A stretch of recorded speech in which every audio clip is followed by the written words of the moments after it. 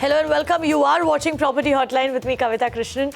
Joining us on the show today is Pannkaj Ghadiali. Pannkaj is a tax expert. He'll help us understand all and answer all the tax queries that you have related to buying, selling and investing in properties.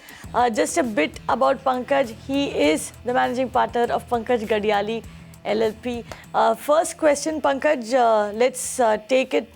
It's an email question that's coming from Sanjoy Biswas. Now, Sanjoy sold a 7-year-old property in May 2015. He then invested the amount in another property in June 2015. Okay. Now, the new property has not yet been registered. Now, if he transfers or sells this property without getting it registered in his name after 3 years from the date of possession, can he avail long-term capital gains tax deduction? He'd also like to know whether it is mandatory to get the property registered in such cases. Pannkaj, I think he's mixing up two very different things, right? Yeah. See, registration of property is the requirement is something for some other purpose, and the capital gains holding purpose is different. But let me answer the question. His first question is whether he will be able to claim long-term capital gains benefit if he holds this property which he acquired in 15 for 3 years, even if he does not register. My answer is yes. Even if you don't register the property, you will still be able to claim your long-term benefit, because the Income Tax Act does not require you to register it. However, in between, if you have a registration, so say in 2015 you acquired, but in 2016 or 2017 you go and register the property, then that will disturb your holding period. So please don't do that. If you have not registered, forget about it, let it be. Coming to the other part, that why the registration is required, because that gives you a title, and registration is more for your title. And in my opinion, you should not take a chance on that. You should have registered it then only, because that gives you a proper title. If your title is defective, you may not be able to sell your property tomorrow, because no buyer might be wanting to buy the property. So essentially, Sanjoy, what you need to remember is when you registered property, what happens is the title gets transferred in your name. So it's basically proof that you own the property which you have registered, for the agreement for which you have registered. That's essentially why you need to register it. And also, like Pannkaj just pointed out, say you want to sell it a couple of years down the line, 3 years down the line, the person who's buying the property would want to buy a property that has already been registered, which is why it is essential, it is mandatory that you register your property. Kavita, just to add one line. Yeah. If at all you want to ever produce this, if there is a dispute and you have to produce this document in the court, unregistered document is not an admissible evidence in the court. And that is another additional advantage of registering it. Right. And Pannkaj, I guess it also boils down to the fact that, say, you are seeking justice for, if say there is, you are seeking justice in a property dispute case. Yeah. Now, if your property documents are not registered, it actually means that you've already broken the law once, in a way, right? No, it's not a broken on the law, but it's not an admissible evidence. Right. It's not admissible evidence, yeah. So the registration of the property essentially gives you legal right over that property. Absolutely. It says that the title of the property belongs to you legally, which is why you must register your property. And your name comes on the government records. Exactly. Moving on, we have another question that's come in on email from Sridhara KS. Now, Sridhara is selling a plot which he purchased in 1994 for 70,000 rupees. He now plans to sell this at 1.2 crore rupees. But he wants to know how to avoid tax. Can he buy a residential property in that case for 70 lakh rupees and invest 50 lakh rupees in capital gain bonds for 3 years? Does he have to pay capital gain tax after 3 years for 50 lakh rupees? First of all, I don't think he should be avoiding tax. That's what. Pannkaj? That's what I was wanting to see. That, you have seen yesterday what has happened and what is happening throughout the country. So, let's not talk about avoiding any paying taxes. Your taxes. Let's try to see if we can save some taxes within the four corners of law. What the law provides, within that, if you can save some taxes. So, assuming that that's what he tried to say, so we'll not go by the words. 70,000 rupees or 7 lakhs he purchased the plot and he's selling it for 1.2 crores. So there is a huge gain. Now he says that he would buy a property for 70 lakhs and invest 50 lakhs in bonds. If he does both of them, then that total investment is 1.2 crores. which means that he is investing the entire sale proceeds into these two assets. So there will be no long-term capital gains for him. That is very clear. Coming to his next question, whether when the bonds mature and when the 50 lakhs he gets it back from the bonds, whether that would be taxable? No, that the capital amount is not taxable, but during that 3-year holding period, you will get some interest from the bonds. That interest is taxable. Okay. So otherwise, there is no the refund of the bond amount is not taxable. So the refund of the bond amount, the initial amount, the 50 lakh rupees that you're putting in the bonds is not taxable, but whatever interest you earn on this will be taxable. Is it possible to save this tax? No. You cannot. You have to pay that. That is income that you've got. You have to pay the tax. Now, within these 3 years, what if we reinvest that 50 lakh rupees in another residential property? Then? No, he doesn't need to. That is already invested in bonds, so it doesn't make sense to reinvest in another. Yeah, exactly. Right. So that's the answer over there. The 50 lakhs, the interest that you receive, basically you've done your homework right. The interest that you receive on the 50 lakhs is taxable. However, the 50 lakh rupees that you put in capital gains bonds is not taxable. The 70 lakh rupees, of course, like you yourself pointed out, you will be reinvesting in another residential property, because of which you will be saving on the long-term capital gains that you have made on the sale of that plot of land. We have a question that's come in on email from Dr. Meghna. Now, she purchased a flat in Dahisar in March 2004. The society where the flat is went for redevelopment in November 2013. Now, she got a new flat in October 2016. She even got a corpus fund and rent during the redevelopment period. She did not purchase any extra area for the flat and took whatever the builder gave her. Now, she plans to sell this flat.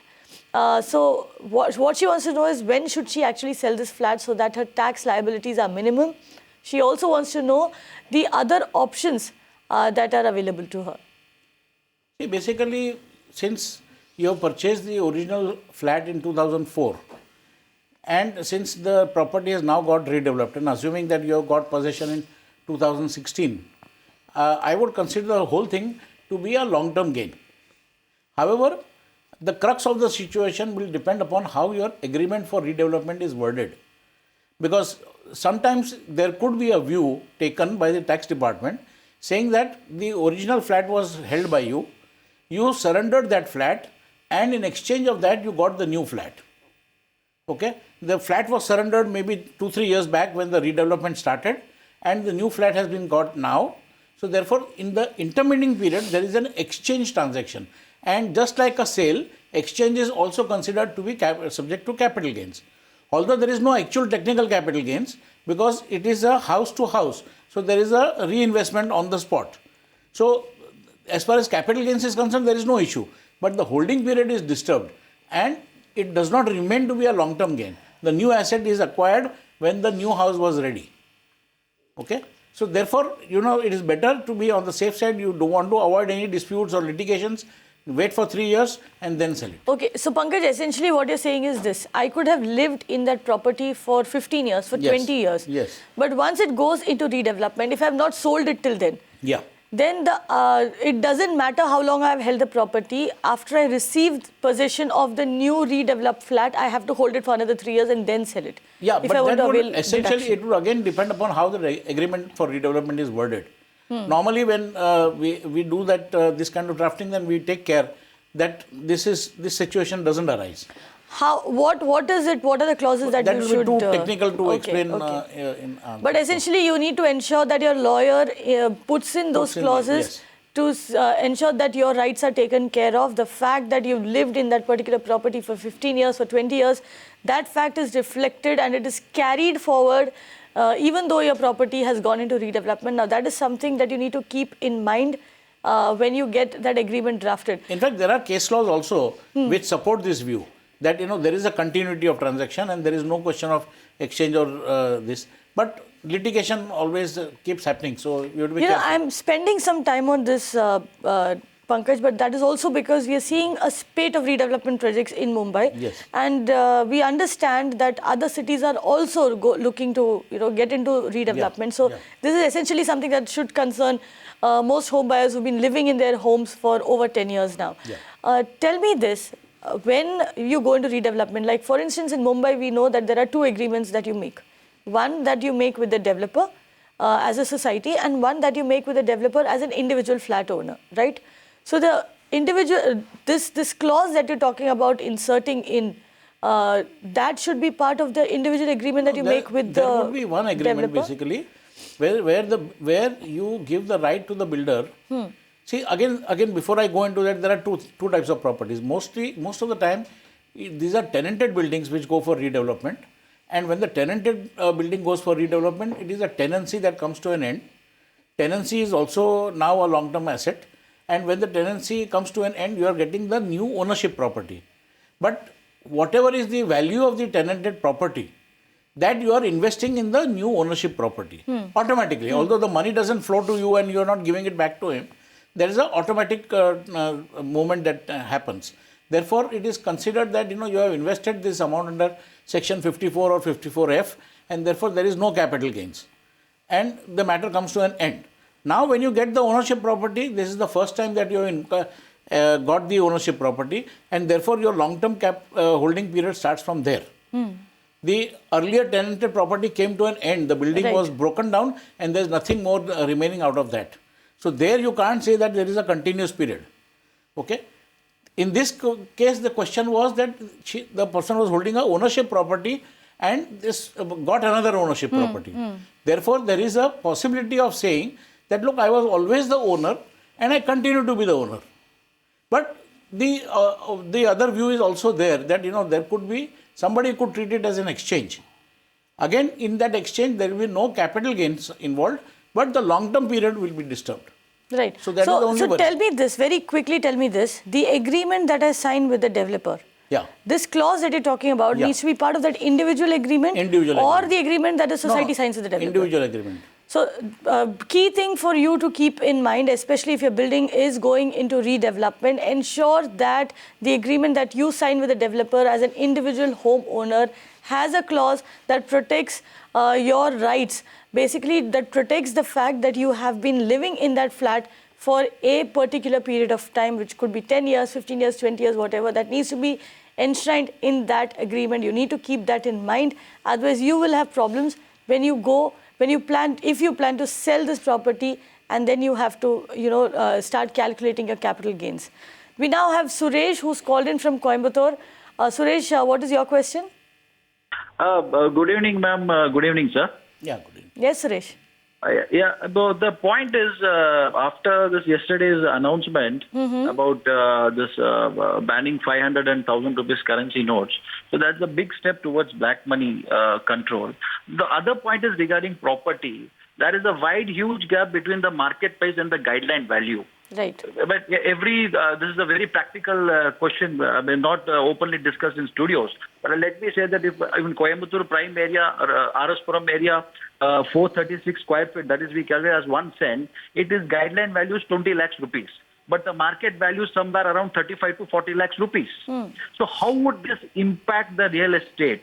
Will it go down? Will government come in and raise the guideline value? Guideline value has to be somewhere closer to market value.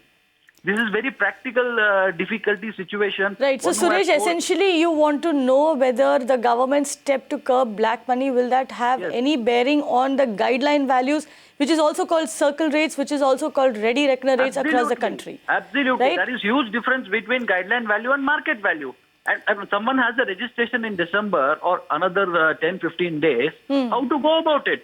Because you can't have a registration, 20 lakhs ke jagah pe 40 lakh ka registration kaise karaye %? It is absurd. Suresh, let me clarify. First of all, the circle rates which are there are basically the minimum rates at which you are supposed to have the transaction. Now, if your transaction is lesser than that, then the circle rate will be taken as the rate for the purpose of capital gains as well as for the purpose of payment of stamp duty. Okay. So now supposing, as you said, that okay, the circle rate is 20 lakhs, but the actual rate is 35 lakhs. Okay. What stops you from going ahead and doing a agreement at 35 lakhs? Why should you take 15 lakhs cash? Nobody is forcing you to take 15 lakhs cash. Please go ahead and do the transaction at 35 lakhs.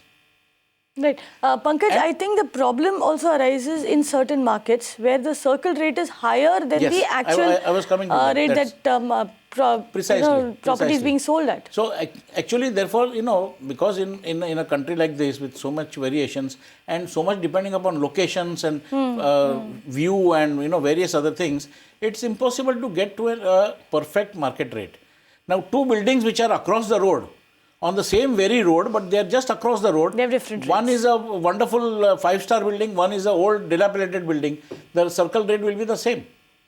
So how do you justify that? You can't. And the price obviously cannot be the same. Therefore, this is more of a guidance that anything lower than that, it is not acceptable. But higher than that, you can please go ahead and do it. There's nobody stopping you. No, but what was announced by the Prime Minister yesterday shouldn't really have a bearing on the guideline values, and that shouldn't really be the trigger for state governments, actually stepping forward and altering circle rates. Do you see that happening? No, because no, there no. really I is don't no think this will have any connect connection with between that. both of No. Yeah. But however, there is a problem, and this is a problem in a number of markets, especially in markets like Delhi and Kolkata at least, where transactions are actually not happening because circle rates are much higher than what is the actual rate at which the market is transacting, buying and selling properties. If you're stuck in a situation like that, then, you are obviously at a loss because you're expected to pay stamp duty at the circle rate, which is much higher. What do you do then? No, it's not only the stamp duty, then the consideration also will have to flow accordingly, because otherwise Section 50C and Section 56 of the Income Tax Act, they will come upon the seller as well as the buyer. Right. So both of them will be caught in that net, and there will be additional tax to be paid by the buyer as well as the seller. So on the same amount, say going back to what you were saying, supposing the value as per the circle rates is 5 crores and the actual value is only 3 crores. Okay, I don't mind for a moment, I will go and pay the stamp duty at 5 crores. But the moment I pay stamp duty at 5 crores, the seller will be charged capital gains on 5 crores. Right. Okay, and the buyer will be charged saying that this 2 crores of rupees, because actually he is not going to pay 5 crores. So actually he will do the transaction at 3 crores. So the buyer will be said that, okay, you paid only 3 crores, so you got the property cheaper by 2 crores. Now on 2 crores you pay tax as income from other sources. Right. So these are the present consequences. So Pankaj, what would you advise in a case like this, where you are getting lesser than circle rate for your property, sell it or hold and wait for another buyer to come your way? That's a very personal decision, because that depends how desperate you are to get either acquire or sell the property. Right. But what you do need to remember is that stamp duty is charged on the circle rate or on the agreement value, whichever is higher. Yes. So if the circle rate is higher, you will need to pay stamp duty on the circle rate. We have Vivek now, who's called in from Noida. Vivek, what's your question? Yeah, good evening, and thank you for taking my call, my question in this session. I just have one question, that we are in Noida and we have booked the flat in 2010. The possession of this flat has not yet been given. The builder is dilly-dallying on giving a completion certificate. Now, he is giving us a letter of fit-out, and we are forced to take possession of this flats. I've got two issues. Should we take the possession of the flat based on the fit-out? And secondly, how to claim the income tax rebate on this? On all the payments which I have made, we are making a payment almost 35,000 rupees per month towards EMIs. Thank you. Right. So should he take a fit-out possession? This is something that we've discussed and debated ad nauseum on this channel, and I would want you to weigh in on this, Pankaj, but what we've been told repeatedly is that there is nothing called a fit-out possession. Absolutely. Absolutely. Builders have started doing this because getting occupation certificate used to take a long time. And buyers used to get unnerved, as to when am I going to get my flat. And even assuming after that they got it, they would take another year or so to furnish their flat. So they said, okay, now you at least start your furniture. And that was it, how the fit out thing came about. But now I think the law is coming that giving a possession or taking possession also before getting the occupation certificate is would not be legal. And Not therefore, only is it not legal, what you also need to understand is that there is a reason why something called an occupancy certificate is being given in the first place. Yes. An occupation certificate essentially means that the civic body who is in charge of your city, the civic officials have come and they have checked your building to check whether it is sound, whether it is safe for habitation, whether your fire safety norms have been followed, whether there is utility connections in place. So all of this, all of these checks and balances are carried out, your lifts are checked, your staircases are checked, all of this is done, and only then do you actually get an OC or an occupancy certificate, which means the house is safe, you can now move it and live over there. That is the reason an occupancy certificate is so important. yeah. And also he wants to know about tax exemption, Pankaj. What would you say? No, tax How can he exemption claim tax exemption on this house where it's not been registered yet, and the developer in question is giving him fit out possession? No, that's what. But about where is the exemption coming about? I mean, is he talking about a deduction of interest that is paying on housing loan? Interest on Yeah. housing So the loan. interest on housing loan is an actual outgo which you can claim in your tax return. That okay, you started paying the interest, and they will not bother to see whether the occupation is actually received or not, OC is received or not, or whether it is registered or not. As long as you started paying that, you will get a deduction. I don't think there should be. But the pre-EMI, if I'm not mistaken, the pre-EMI can be claimed. You can only claim it after you get possession, right? So can a fit-out possession, does that qualify as possession to claim the pre-EMI deduction? Well, again, that is debatable, because there you will not get the pre-EMI, but in that case you are only losing 1/5 of that, because the pre-EMI interest you have to take it in 5 years, in the year of possession plus 4 more years. So therefore, whatever is the pre-EMI outgo, that you have to divide it over 5 years. So maybe if not now, maybe 6 months later, you will not lose it. Thing is, today or tomorrow, whenever you get it, you will be able to claim that. Right. So wait for your possession, get your OC in place, get your letter of possession from the developer, and then start claiming your deduction on pre-EMI. That is a safer and the legal thing to do. Also, like we just told you, an OC is very, very important because it is also proof that your house is safe for you to live in. Let's move on to an email query that's coming from Naveen. Naveen wants to know whether tax is levied even on under construction homes in Haryana in the affordable category.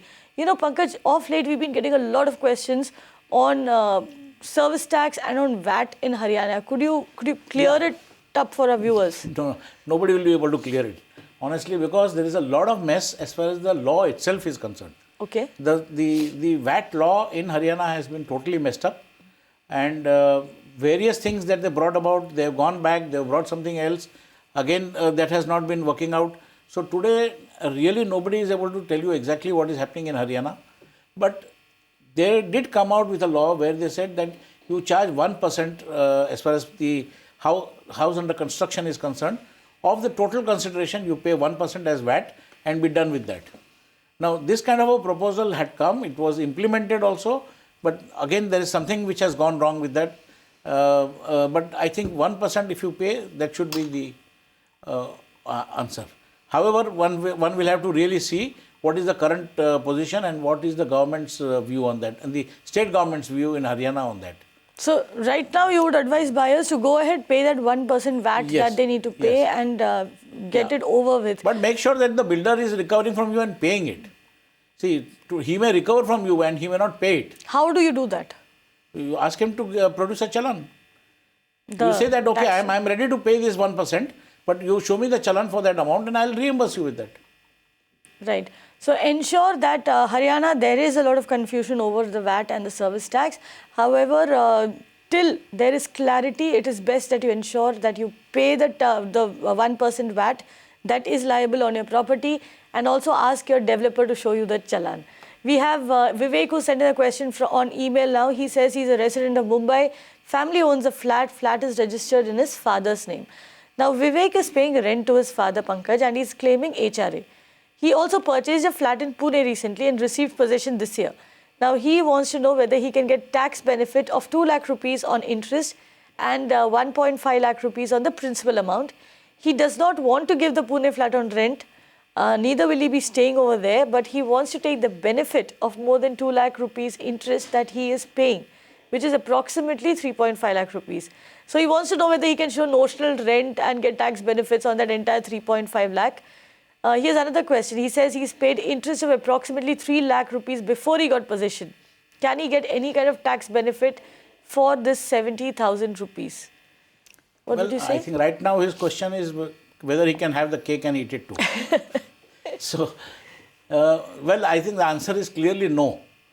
See, the house, you are owning only one house in Pune. The Bombay house is owned by your father, you are paying him rent and you are claiming HRL, that is done with, there is no issue. You have got your facts right that yes, you can get deduction up to 2 lakhs of rupees on account of interest and 1.5 lakhs for the principal amount. So, for the Pune house, you can claim these two deductions because, and this is, since it is your only house, it is deemed to be a self-occupied house. Even if you don't occupy it, it is considered to be a self-occupied unless you actually rent it out. Now, if you actually rent, but which you say that you don't want to rent it out. So, therefore, there is a disconnect over there and then you can't do, you have to do either of them. You can't do both. Essentially, Vivek, it is the first house that you've bought. And unless you rent it out, it will be considered a self-occupied house for all practical purposes. So you have to rent it out, only then can you claim a deduction against the rent over there. However, what you need to remember over here is that as of now, as on date, because this is your first house, this will be your self-occupied house. Right? Yeah. With that, we come to an end of this episode of Property Hotline. Pannkaj Ghadiali, thank you very much for coming in, for answering all those questions. And we will help you with answers to all your questions related to real estate. It could be buying, selling and investing in realty. It could be legal issues, home finance or taxes like those we answered today. Call us, write to us or personally tweet to me. I'll make sure that the country's biggest experts answer each and every single question that you send in. Thank you very much for watching Magicbricks Now.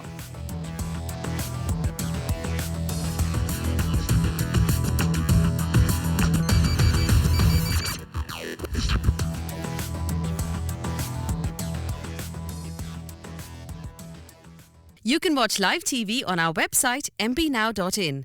Find us on Facebook at facebook.com/magicbricksnow. And don't forget to click the like button. You can also follow us on Twitter at magicbricksnow. To stay updated with all our programming, hit the subscribe button on our YouTube channel by logging on to youtube.com/magicbricksnow.